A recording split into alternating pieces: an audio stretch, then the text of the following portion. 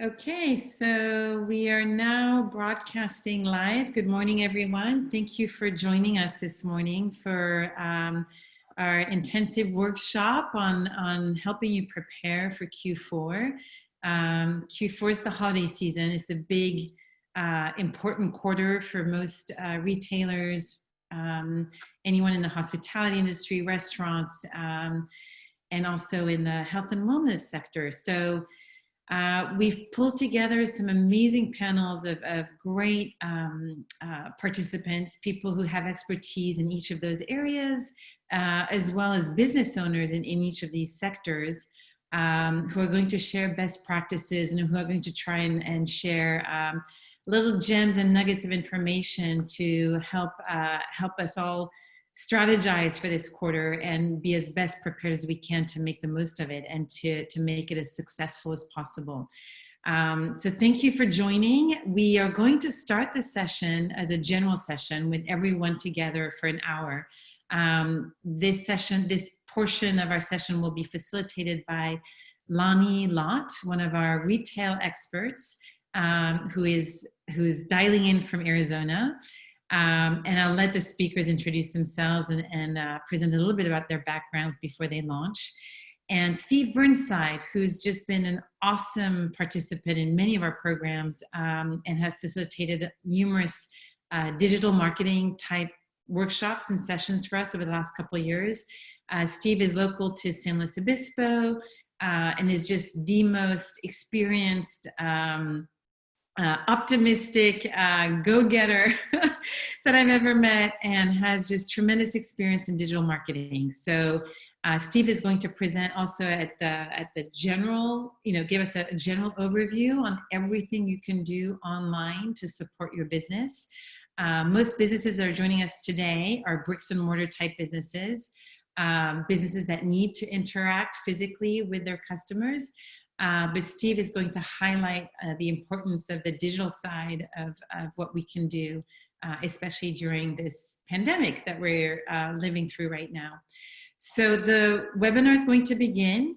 There's a Q&A feature. Please put all your questions in the Q&A feature, not in the chat. It makes it a lot easier for us to go through questions. We want this to be as interactive as possible, so feel free to ask questions throughout the session. And then we will take a break at 10:05, and then we will have links for you to go out into the breakout sessions. So if you're a retailer, you will go into the retail breakout session. If you're a restaurant owner, there's a restaurant breakout session. And if you're in the health and wellness, if you are a gym, a spa, a beauty type service provider, there is a third breakout session for that. And those three sessions will be happening concurrently from about 10 to 11. So there will be a break at 10. We'll re-log in. It's just a 5-minute break. And then we'll be with you. You will be with your panel of experts. To learn more about us, about the Small Business Development Center, we help all business owners in every industry. But feel free to visit our website at sbdc.calpoly.edu. And again, I'm Judy Mahan. I'm the director of the SBDC, and I run our incubator program. And without further ado, I want to ask Lani and Steve to join us and to launch our overview this morning. Thank you, Lani. Thank you, Steve, for being with us this morning. And I apologize. I'm so sorry. Yeah. Bettina Swigger is with us too this morning. Bettina is the CEO and president of the Downtown San Luis Obispo SLO Association. Thank you, Bettina, so much for being on board. And Bettina has done a tremendous job with her organization, helping all of the downtown business owners get as much information on how to make it through COVID and all the different guidelines and regulations that have been kicking in over the last 6 months. It's been really tricky to navigate that, and Bettina has been an absolute leader in helping our businesses figure things out, providing opportunities for our downtown businesses in any way we can. So thank you, Bettina, for being on board. And I'll let you all, Lani, if you'd like to start with a quick presentation about yourself, and we'll go through Steve and Bettina as well. and then we'll launch into the meat of the. Okay, sure. And Judy, I go first with my keynote, and then Steve, and then Bettina? Okay, great. Hi, I'm Lani Lott, and I am an honor to be here to present today. I have over 28 plus years working in the field of downtown revitalization and economic development and consulting with SBDCs across California for probably close to 20 years. I am passionate about downtowns. I have been to SLO, as you call it. I still call it SLO, or San Luis Obispo, region a number of times. It's a great region. I love what you do there. And I am here just to kind of talk about how businesses can look at the fourth quarter and really leverage and get the most out of it while understanding this environment that we're operating in. Steve? Well, thank you, Lani. My name's Steve Burnside. As Judy said, I'm in San Luis Obispo. Actually went to San Luis Obispo High, as a matter of fact, in some Cuesta. So and that was a very, very long time ago. My life in digital marketing started way back in like 98, 99, had my first e-commerce shop early 2000s, started AdWords in 04. And I guess the rest is kind of history at this point. I'm the Director of Marketing and Development for Clever Ducks in San Luis Obispo. And I'm just really excited to be here. And really my goal today is to give everybody kind of the three pillars of how you can win online being a small, medium business, and how do you compete against the Amazons and the larger companies out there and still make sales online and make a online presence work for you. Great. Well, it's a pleasure to meet you, Lani. I look forward to learning from you. And Steve, good to see you again. My name is Bettina Swigger, and I'm the CEO of Downtown SLO, the Downtown Business Association. I am not a local because I moved to SLO 10 years ago, so I will never be a local, but I am an absolute devotee and lover of all things Central Coast. So I've been in my role for 2 years. I have about 15 years of experience in nonprofit management, focusing on the arts and economic development. But I also have years of restaurant service in my college and high school years. And so I have on the ground experience, and I am a great lover of downtowns. Great, thank you. Okay, so I'm going to go ahead and share my screen and jump in. I have a timer. I'm going to start that timer because I have 20 minutes to do about an hour worth of content, because I can never get it to dial in. I always keep thinking, oh, I need more of this and I need more of that. So let me get my screen here, and you guys get to see all my messy emails and my life here. Okay, and let's get it going. And yes, play from start. I'm going to go ahead and stop my video just because I have a lot of notes and I don't want you guys to see me reading them. So I'm going to say, yes, are you ready for the holiday season? Plan and prepare for Q4. That's what I'm going to be talking about. So when I was putting this webinar together, this training together, I wanted to really think at a high level, because we are starting and learning and pivoting in a new environment that the pandemic has created for all of our retailers, restaurateurs, and wellness and health sectors. However, Q4 is not new to us. So the first thing we want to kind of do and reflect upon is look at how is quarter 2020 going to be different, of course, very much so, from quarter 2019. And so what is different? And I made a laundry list of all of the things that I have been working on with businesses in terms of what they're experiencing is different. And this is high level. And of course, and I'm so glad Steve is going to present on this, the increase in digital marketing is uptaked by majority of businesses. That's how they're promoting their services, their products, the ways people can continue to support them, getting it out in the digital world, whether that's social media, whether that's email, whether that's ads, digital ads, websites, all of those ways. And we're seeing businesses getting very in touch with that digital marketing piece of their business and really leveraging it. More businesses than ever are selling online. In fact, this last week with my clients up in Shasta Cascade, SBDC, little tiny community of Weaverville, I helped 3 businesses launch their Facebook shop.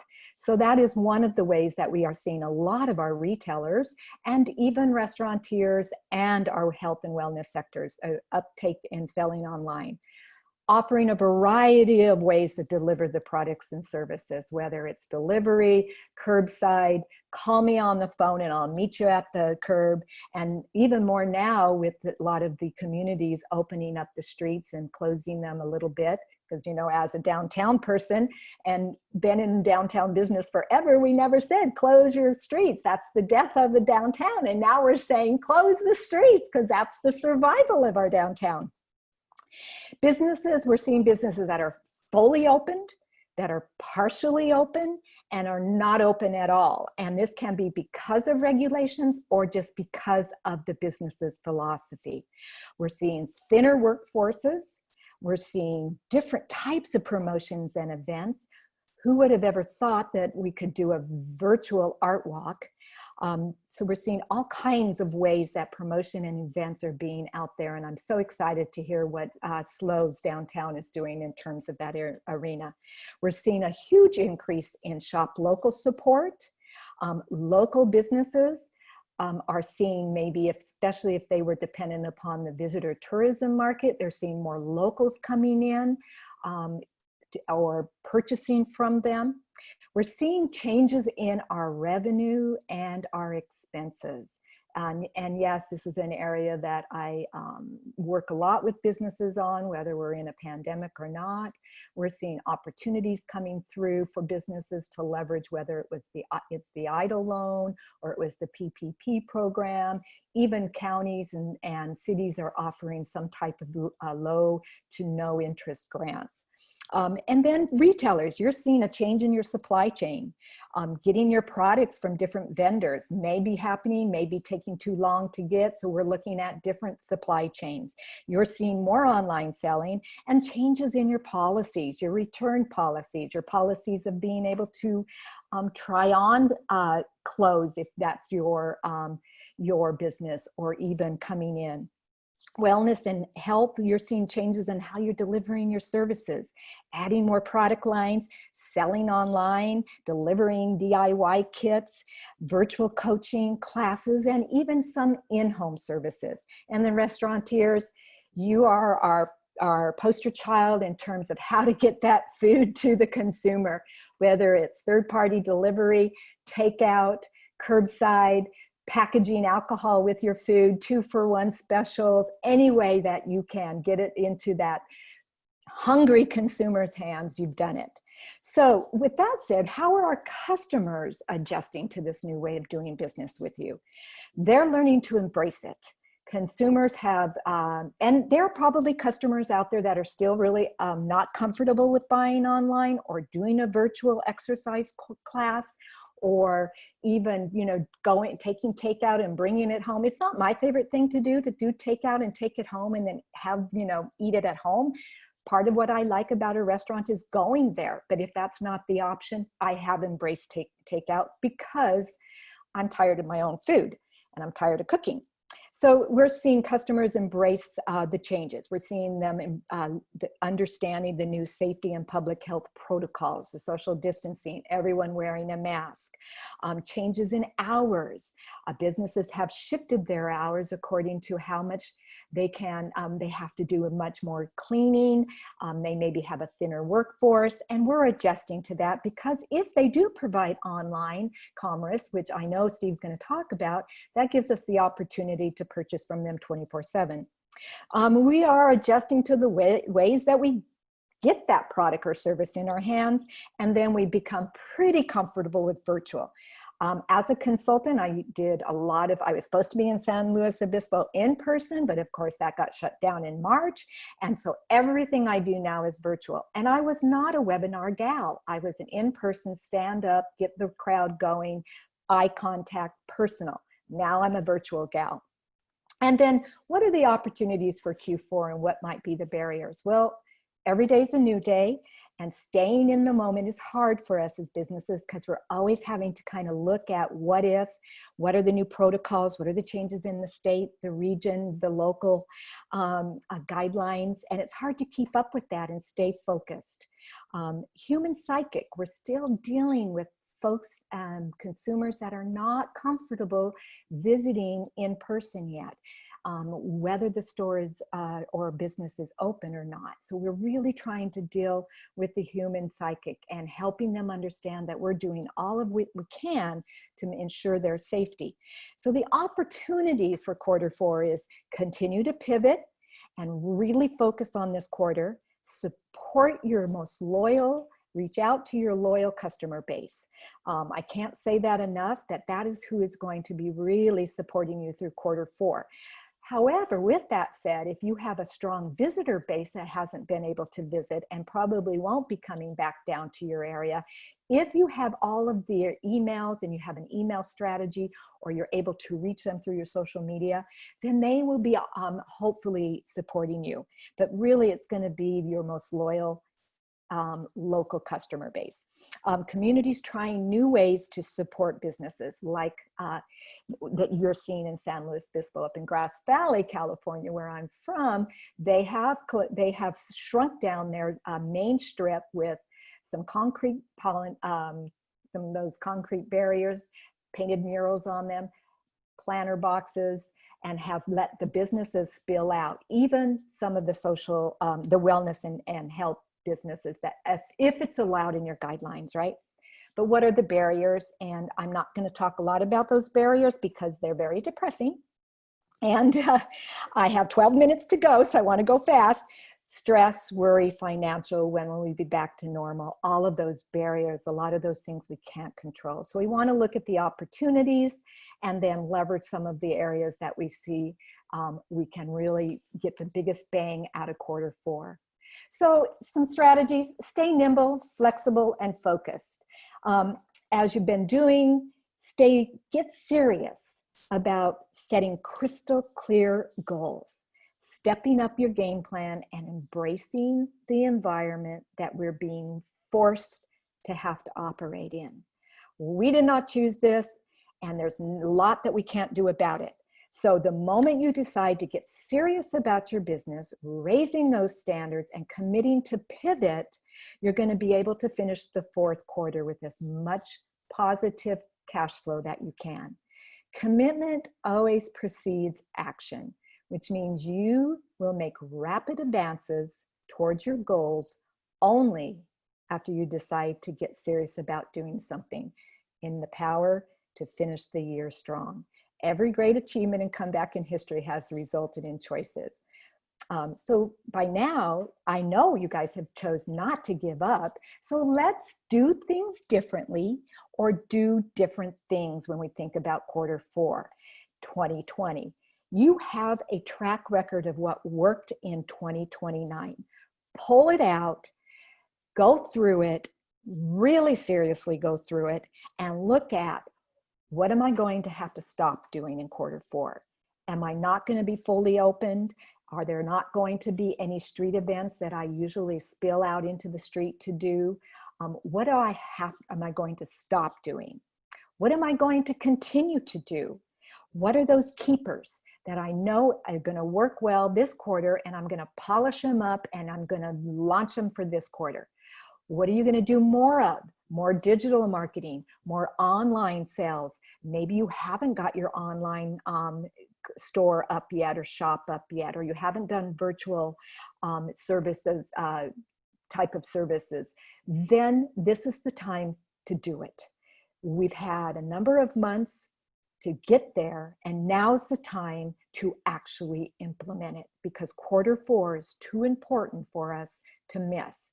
And folks are ready to support you and shop and support businesses in all of the ways that you provide it, whether it's gift cards, whether it's a virtual event, whether it's an in-store small promotion, or just a pure sell, and you deliver it on curbside to them. What are you going to do less of, and what are you going to start doing? So assess what's a keeper, what has merit, what needs to be tweaked because of the impact of COVID-19, what's not happening at all, and what new creative promotional marketing ideas can you launch in quarter 4 2020, and develop right now your roadmap. You have 4 months to make it or break it. So don't hesitate. Look at all the holidays that are there and let's start planning.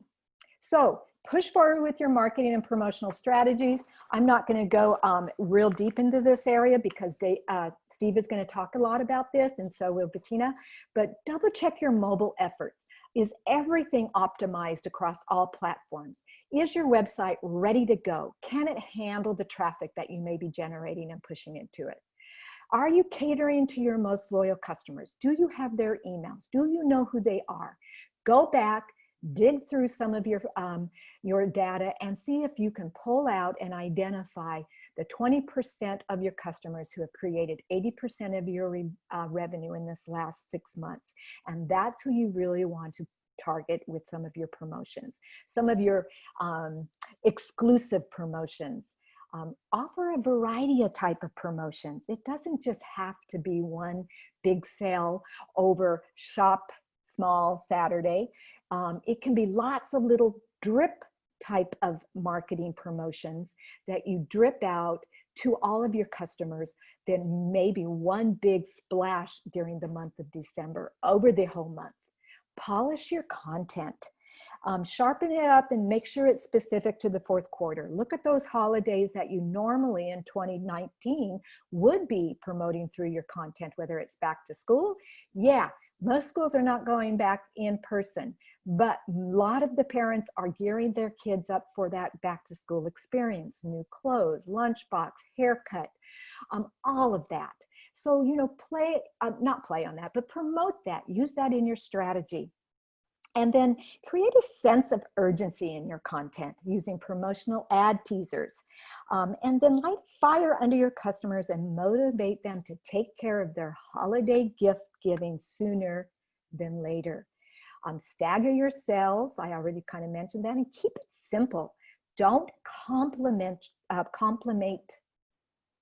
don't make your promotion so complex that folks can't figure it out.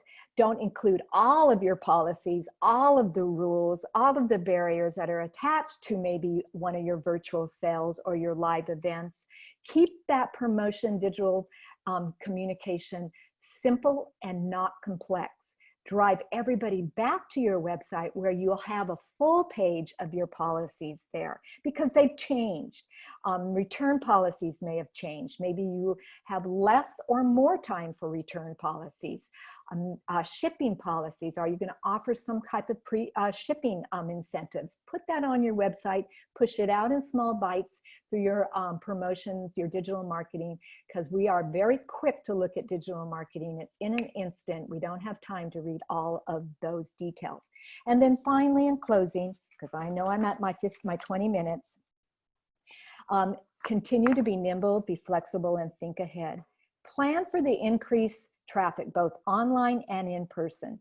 You've worked hard over the last 5 months to be flexible, and you've been improving, launching, expanding, experimenting with new ways of reaching your customers, delivering your products, keeping your staff motivated, implementing safety and public protocols, pivoting, changing, and even like me, crying. So now it's quarter 4 and you're ready for it.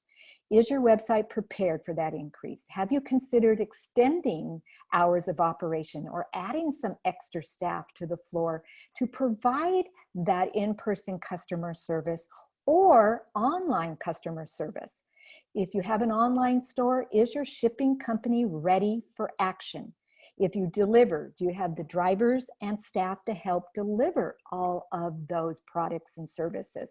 Or do you need to make sure that the third-party program, you're set up for that? Could you provide some different special offers or incentives that'll bring them back in 2021? We've always thought about that because we have this really spike in sales in quarter 4 and then for most businesses, quarter one of the new year, unless you're health and wellness, because we're always wanting to get back in shape after the holidays, there's sometimes a dip. So restaurateurs, what are you offering in terms of buy $50 now, get 20 on us in the new year? Or gift cards. Really promoting gift cards is going to be big. You know, buy one and get a free dessert, or buy 5 gift cards and get one free. You know, with the $20, I know one of the restaurants in Phoenix do that. Buy $100 worth of gift cards and we'll give you $20 worth in complimentary. Wellness and health sector. Can you offer a 12-month membership for the cost of 10 months? Extra services with the renewal of your membership, 2 months or a free online class or personal coach. Make sure all your products are available to purchase online and you can easily ship them. And again, gift cards. Let me tell you, I need a gift card for a haircut because my beautician is not opened up yet, and I want a gift card for a haircut in my Christmas stocking, let me tell you. And then retail, you need to have gift cards. Social media makes it easy. You can just do them down and dirty and send them out through your email marketing, but whichever way, get those into the hands of your customers and be prepared for when they come back to use them. So do your financial projections now for quarter 4. Know what you have to spend on promotions and marketing and develop that roadmap. Make sure your gears are well oiled before the fun begins. If you haven't already, make sure you take all different kinds of ways to, I was just looking at my clock and I'm doing really well. So make sure that you have all the different ways that you can, folks can pay for their services or products. Have you expanded into PayPal, into Square Cash, all of those ways, Venmo, all of those ways that make it so easy for customers to purchase things from you. The easier it is to buy things, the better it will be for your business, of course, we know that. This time of year is usually full of fun and seasonal festivities, but this is not a normal year. Customers are visual and love businesses that get into the spirit. And letting your seasonal personality shine, both in your place of business, your bricks and mortar, as well as virtually. Add some seasonal graphics to your website. Decorate your storefront. I'm sure that the Downtown Association has got a few great virtual events up their sleeve in some ways that we can get into the seasonal season. And use holiday imagery in all of your promotions and posts. Don't be afraid to really celebrate quarter 4. It is part of our role as businesses to keep our customers entertained, distracted, and even joyful when they enter your store or jump on your website. I know it's been a difficult time for everyone. I am right there with you. As a consultant, I lost 70% of my business in April, and I have been pivoting and changing and looking at new ways to redefine myself. Businesses, if you've been a seasoned business for a long time, this is not new for us. We've done this over and over in years with recessions, with other type of disasters. If you're a new business, learn from some of our seasoned businesses. Collaborate, work together, leverage your association and what they offer. I cannot stress that enough. Work with your SBDC advisors to help you get through quarter 4 and make it the best it can be. And then we'll look at 2021 and be hopeful. Thank you. So with that said, do we want to take questions now, Olivia, or we want to wait till the end? I think, Lani, we are going to do some Q&A more towards the end. We're going to let Bettina jump in, if that's okay with you. So Bettina is going to join us next. Bettina Swigger, thank you so much for being with us. Bettina is the CEO of the SLO Downtown Association. She came into that role about 2 years ago, and just has been an absolute brilliant, amazing leader for us in the last 6 months. Thank you, Bettina. Staying very in touch with our local downtown businesses and providing resources in any which way that the association has been able to do. So Bettina, welcome. Thank you for being with us this morning. We'd love to hear your perspective and share some potential strategies for Q4. Please, the floor is yours. Thank you for being here. Great. Thank you so much, Judy and Lani. That was a wonderful presentation. A lot of notes that I was taking for our organization as well. So just a quick note about who we are. Downtown SLO is the Business Improvement Association, and we are a nonprofit 501c6 member organization. So basically what that means is when you take out a business license in the downtown, you automatically become a member of our organization. We also have a voluntary membership program where businesses and individuals who care about the downtown but aren't in the downtown can join. We also have a charitable 501c3 nonprofit where we do fundraising around projects related to clean and safe beautification efforts and events, and that's called the Friends of Downtown SLO.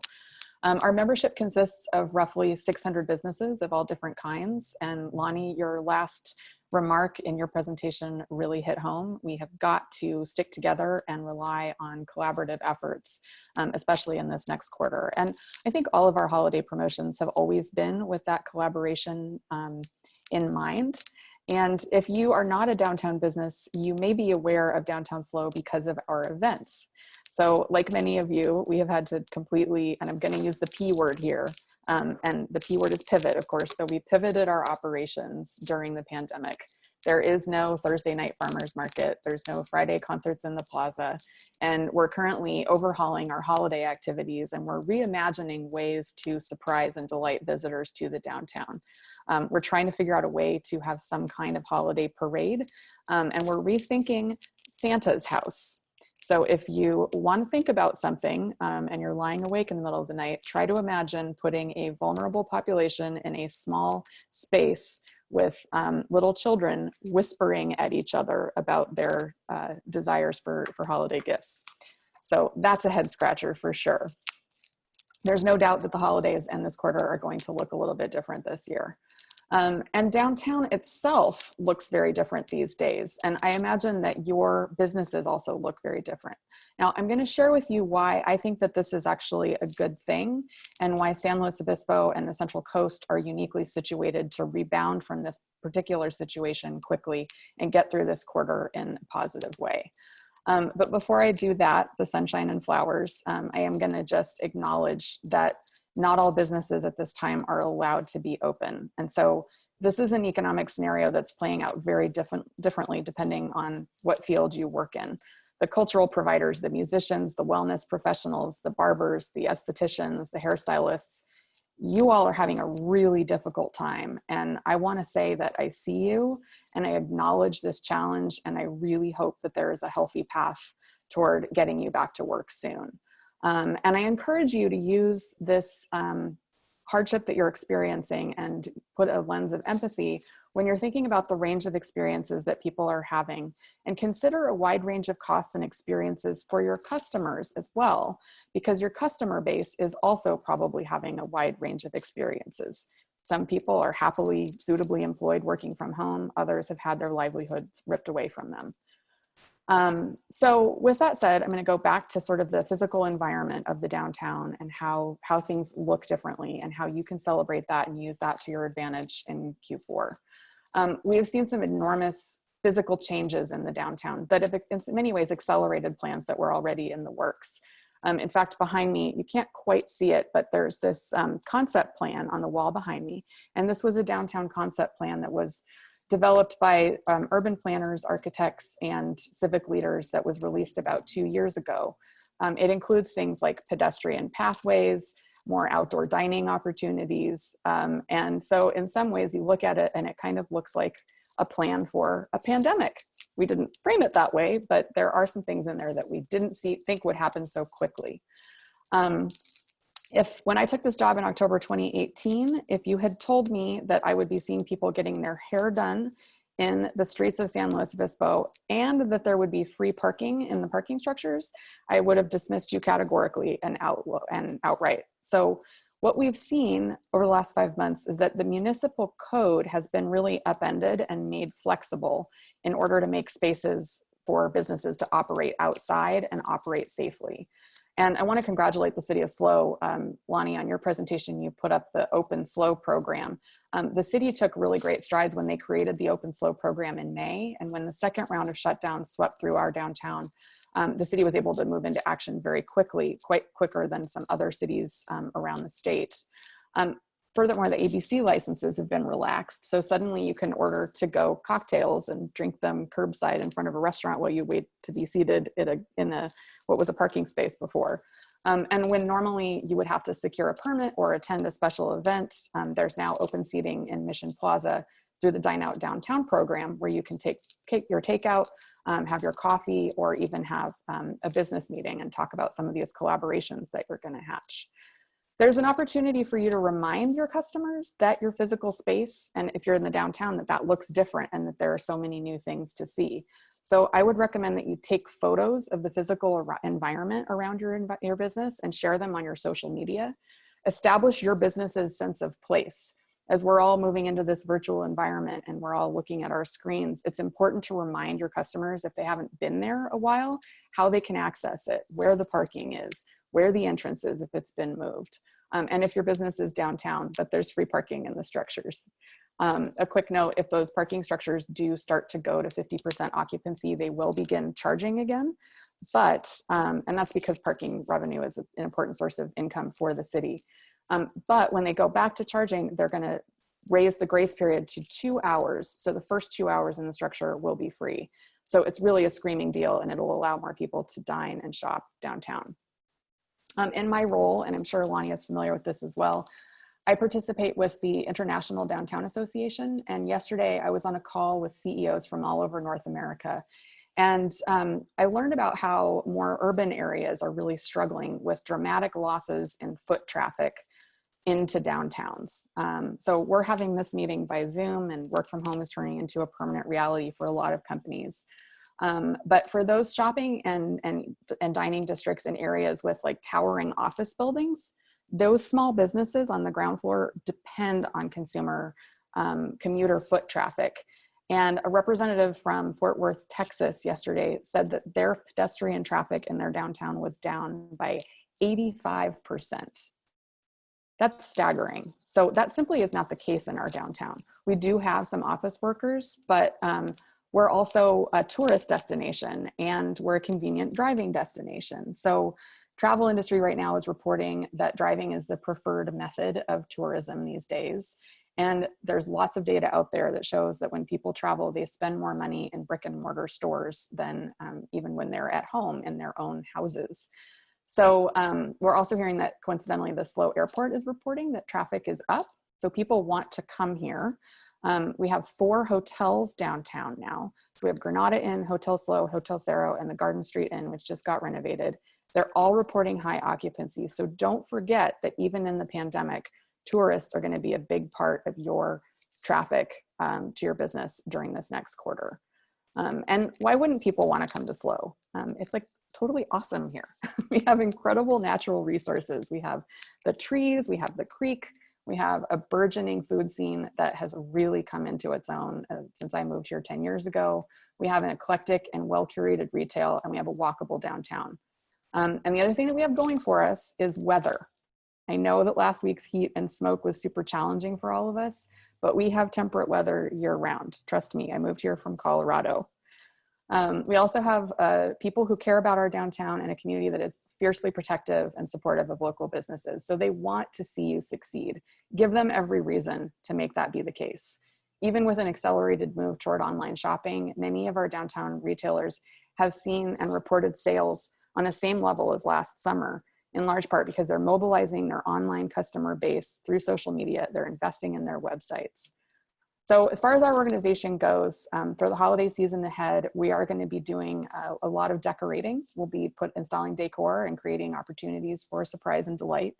We will be launching our annual holiday window decorating showcase, and we'll be partnering with property owners to activate vacant storefronts as well. We'll also be curating itineraries for shopping, dining, and enjoying downtown to share with the local community, to invite them to rediscover downtown and have a holiday stroll. And of course, we'll be participating in the Small Business Saturday. So we are here for you. If you are part of the Downtown Association, please join us. We have weekly Monday morning Zoom calls. Judy frequently presents, Olivia's presented. We partner with the chamber, we work with the city, and we are going to get through this together. So this is a new window cling that we have updated. You can see there's a little mask on our Downtown SLO, and that shows that we're operating safely. And you'll see these around downtown because we are truly all in this together. Thank you. Thank you. Excellent. Go ahead, Judy. You want to? Should I jump back in? Okay. Thank you. Thank you so much, Bettina. Thank you for joining us this morning. Next, we have Steve Burnside, who's with us this morning. Steve has been an online marketing consultant for many, many years, and is now the Director of Development and Marketing at Clever Ducks, but still very supportive of our program, the digital marketing expert here on the Central Coast. Steve, thank you so much for making the time to be with us this morning, and I'll let you jump right in. Awesome. Well, I'm super excited to be here. This is a put your seatbelt on moment because I have 15 minutes to give you 3 seminars that we normally do in about 3 hours each with at the Hot House. So I hope you guys have a piece of paper out or have some notes, and we're going to just talk about really the hierarchy of digital and how you can win. And really what's happening now in this space is, yeah, the pandemic is forcing a lot of us to go online where we wouldn't have maybe gone there before, but this is not a fad. This is something that you need to be establishing your business in. So if you see this as an opportunity to take your business to the place it needed to be back in 2018 or 2019 anyway, then maybe it's a little bit easier journey for you. And I'm going to go ahead. I'm going to just make sure I don't break up because internet in the North County has been a little dicey the last couple of weeks. I'm going to stop my video, but I am going to do some screen sharing here. It's good to see I see a couple people over in the attendees. Good to see you, Doug and Jolie, and can't wait to get coffee again together one day. So let's see. So first things first, we are going to talk about in the hierarchy, and Judy, can you give me a nod if you can see the Shopify screen there? Okay. In the hierarchy of online, creating a business that's going to work online, the first thing you need is a website that's going to work for you. So many people make the mistake of not having a website because maybe they have great foot traffic, but then something like this happens and they don't have foot traffic. You need the multiple revenue sources coming in, and you need a website that you control.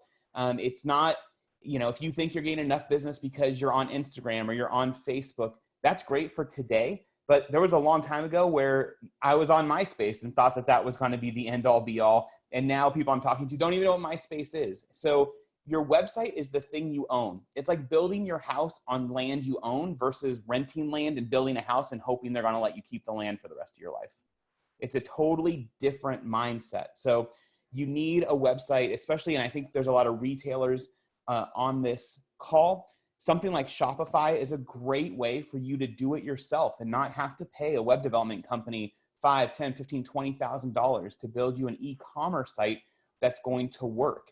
Now I just want to show you an example of the backend, because once you have a Shopify site, it gives you all sorts of data and analytics. I mean, this is a real-time store that has been built essentially from Shopify and what I'm going to talk about in the next section.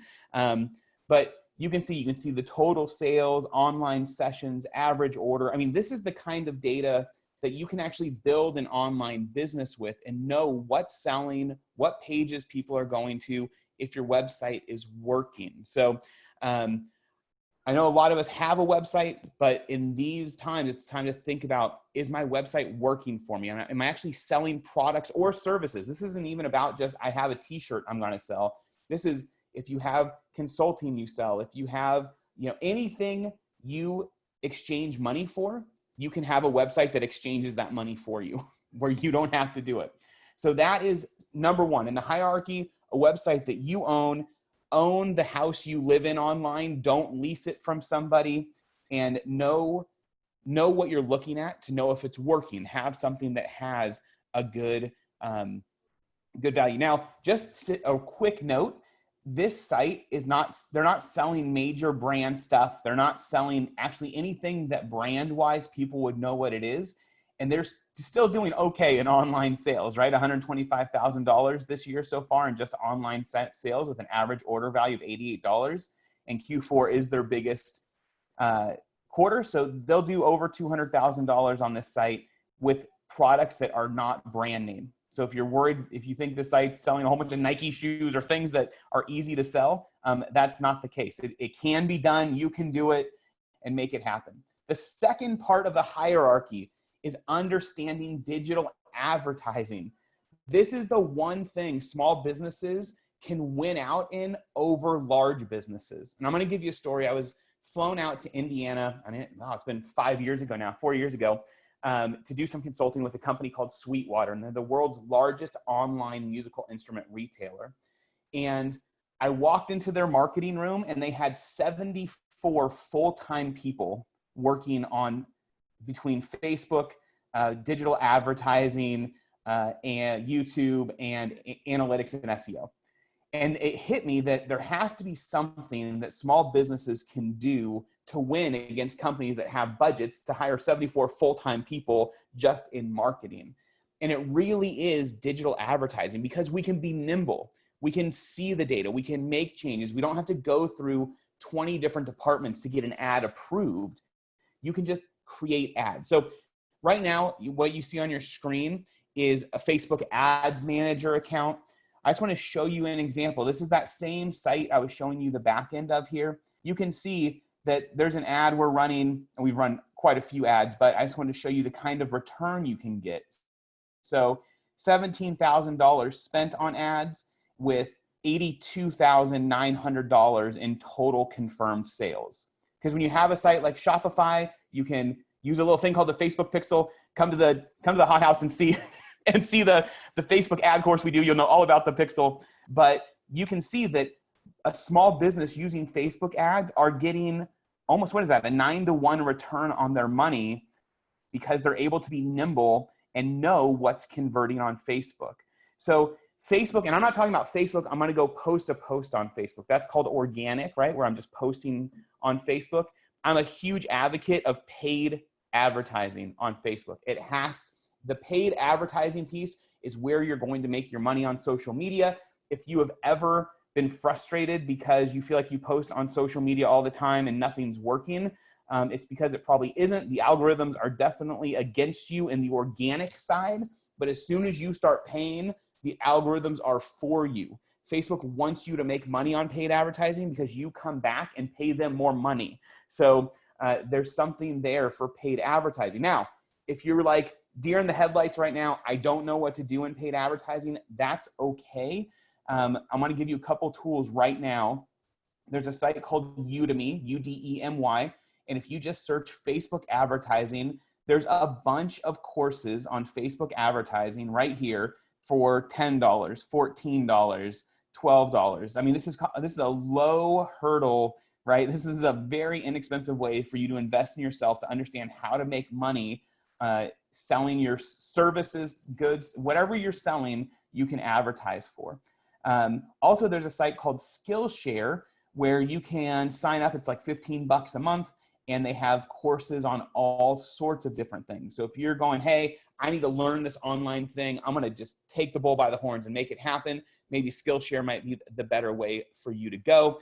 They have courses on everything you're going to need to build your online store. Also, kind of a hot tip in the digital marketing space is YouTube ads. And I'm showing this one specifically. So Facebook ads are amazing, there's no doubt, but I am pushing really hard right now YouTube ads for a couple reasons. One, Facebook ads are really easy because all I need is a picture, right? I can go to Unsplash or Pexels and just grab some stock image and throw it up there and create an ad. But in YouTube, I have to have a video. So your cost for advertising on YouTube is ridiculously inexpensive right now. And so I'm showing this specifically. So I searched in 2020 fashion for any of you on the call that maybe have a clothing store downtown. So there's a video that popped up, 10 summer fashion trends worth trying in 2020. You can see there's 300,000 views on this video already. It was released in May. Well, this guy right here is not the video. This is the ad.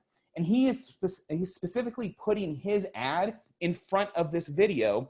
And this guy's store is freshcleantees.com. Your search for the perfect t-shirt is over. So it's not coincidental that an ad for a t-shirt is showing up in front of a video that is talking about 10 summer fashion trends in 2020. This could be you. This could be your ad for your shop or your goods in front of any video on YouTube. I mean, this is so powerful if you think about it. If you sell car parts and you want to be in front of a video of how to improve your Honda Civic, your ad for car parts could be right there. If you are, if you're a restaurant and you want people in your restaurant, you could be in front. Your ad could be in front of videos talking about the 10 best things to do in San Luis Obispo County. That is a very easy, doable thing. So YouTube ads is another thing that if you jump on Udemy or Skillshare, grab a course on how to create YouTube ads. It will revolutionize your business. These ads then click right over to your website, which then they'll buy the good and service, all of that good stuff. Okay, I have 7 minutes left. I hope everybody's breathing at this point. I realized I just needed to take a breath. So past digital ads. So far, the hierarchy we have is your website. Then we have digital ads. Here is the hot tip. Oh my gosh. You need this. And as a matter of fact, I'm going to go to the Zoom right now. Maybe. I'll put it in a second. I'm going to put a link to this in the chat in Zoom. But knowing how to write copy is a skill that will take your online business from okay to amazing. Understanding how people's brains work when they read certain words will take you from selling a couple things to selling a bunch of things. And this is one of the books I recommend. It's called How to Write Copy That Sells. It's an easy read. It's not that long. And this gentleman, Ray Edwards, is an expert in the copywriting space. And you can have ads and you can have a website, but if you're not leveraging language and if you don't know how to write the correct copy for those ads, people are not going to respond to those ads, right? When we see something, there's a way our brain works when we see the language on the ad that either makes you click it or not click it.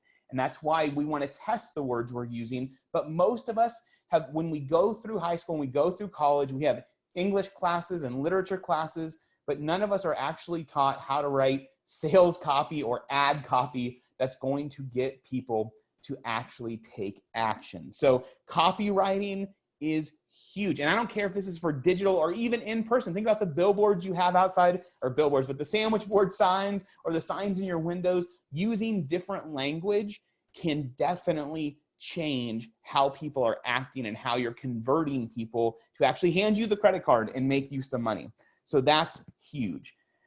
Tying it all together is your email marketing platform. Now, a lot of you are probably using MailChimp. They've done a great job of marketing themselves and getting in a lot of people's hands.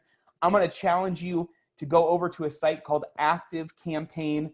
This is insanely more powerful than MailChimp is. And you can do all sorts of things with this if you have, once again, that website going and some Facebook ads going.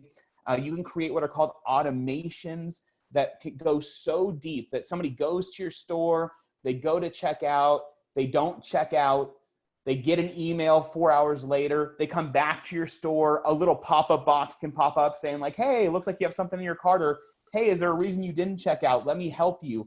ActiveCampaign can be the engine to help you track your customers through their journey in your digital environment, including it can track some of the things on social media as well. And it can track what they're doing to make sure that you have the best chance possible to actually make a sale. Now, once again, if your head feels like it's about to explode because I've just given you a ton of information, it is a lot of information, but none of it is difficult, okay? I want to ensure you, none of this is difficult. It does take some time to learn it, but it's not something that you're running a business, you can figure out these online tools, right?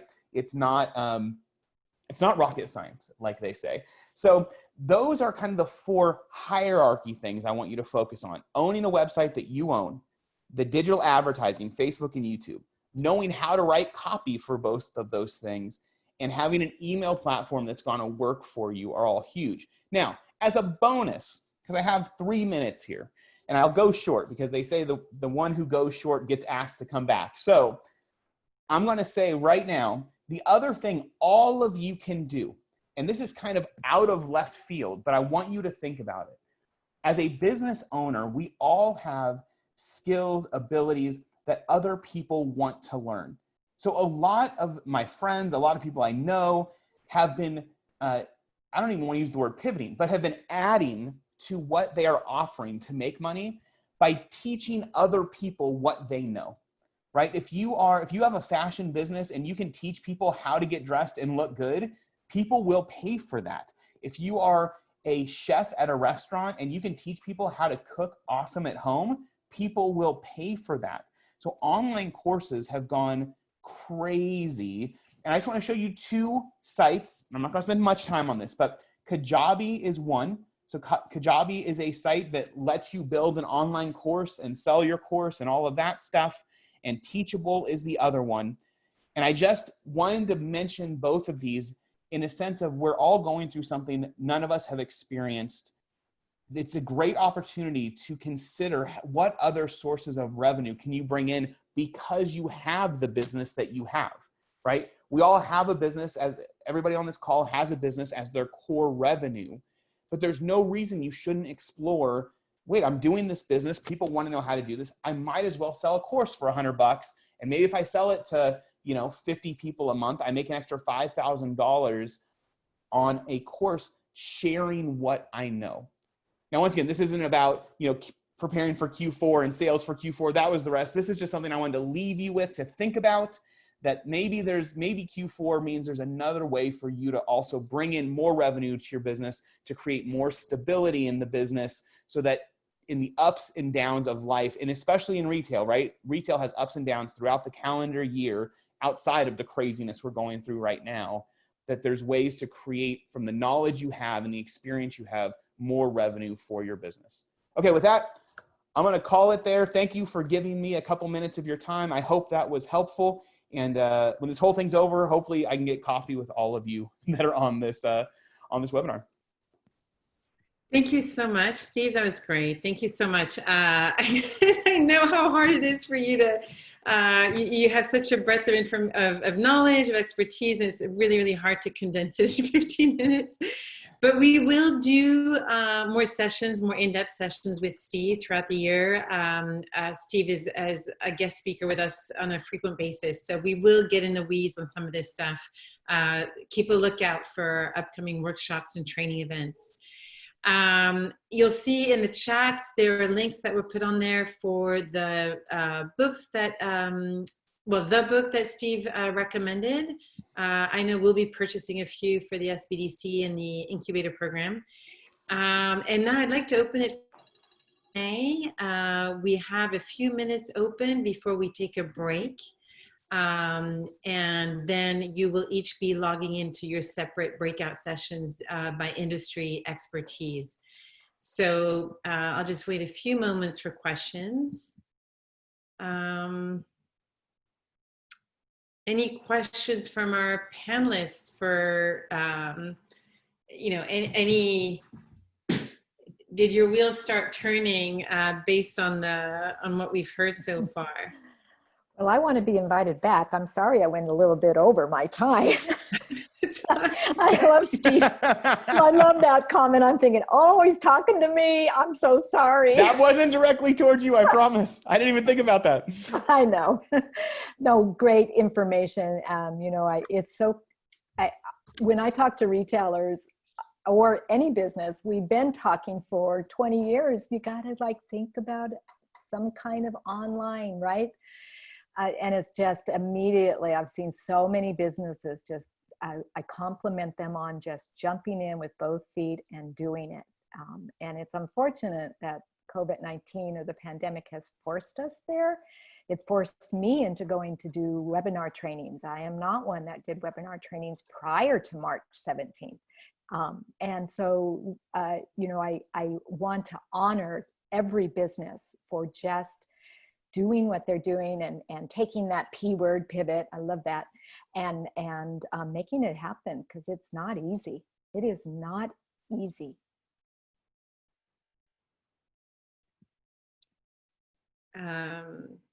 So thanks, Lani. And again, thank you to all of our speakers.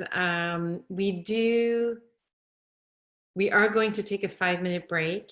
And then I encourage everyone to log right back into your breakout sessions. And we'll go from there. So there's some information coming up on the screen to give you some guidance. So for this session, you will have to click on leave the meeting.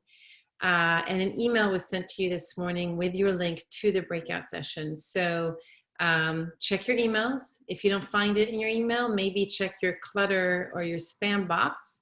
And if you cannot find your link, feel free to email us at slosbdc@gmail.com. So please don't hesitate to email us if you cannot find your link. So we'll log back in at, it's 10 o'clock right now, 10:01. At 10:05 promptly, please click onto your breakout session link. And let me see, there's a question here. There's a comment from Bettina. Thank you. Thanks again. Yeah, please enjoy your break, and we'll see you all back on with our experts in just about 4 minutes. Thank you so much.